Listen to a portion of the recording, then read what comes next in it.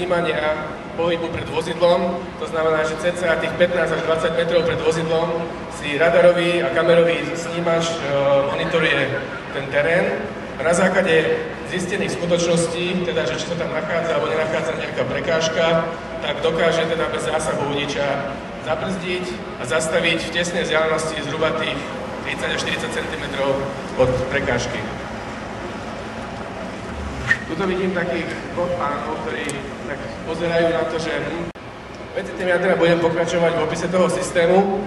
Čiže systém monitoruje pred sebou priestor tých 15-20 metrov a na základe zistených skutočností dokáže najprv vymedziť brzdnú vôľu, čiže tým pádom skráti ten nábeh brzdového účinku a pokiaľ vodič ani potom nereaguje, tak auto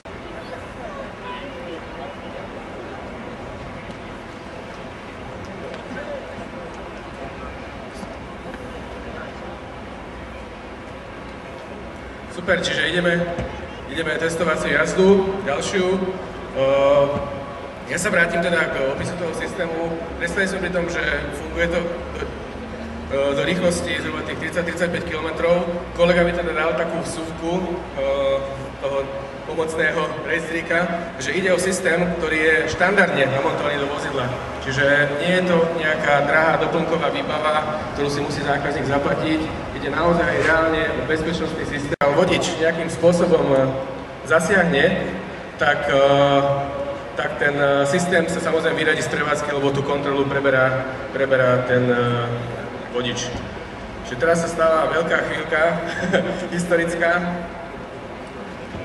Treba si dať pásy všetci, aby sme mali dodržané všetky bezpečnostné predpisy, lebo bezpečnosť je primárnou záležitosťou spoločnosti Volvo a je to víziou a misiou našej spoločnosti, kde Volvo vyhlásilo, že v priebehu nasledujúcich niekoľko desiatok rokov by chcelo vozidlá natoľko skvalitniť, respektíve tie bezpečnostné systémy, aby sa dokázalo zamedziť akejkoľvek kolízie vozidla Volvo s iným vozidlom na ceste.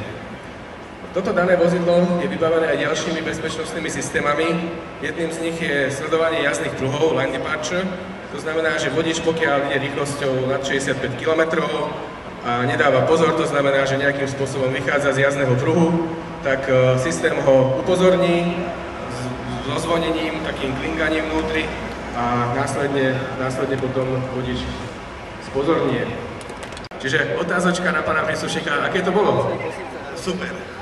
Mali by to dať video do všetkého. Ale myslím, že potom by ste mali zase menej roboty. Ako by to bolo? O to ide. Super, čiže je dobre vedieť, že bezpečnosť je na prvom mieste a teda odporúčate to všetkým výrobcom, že?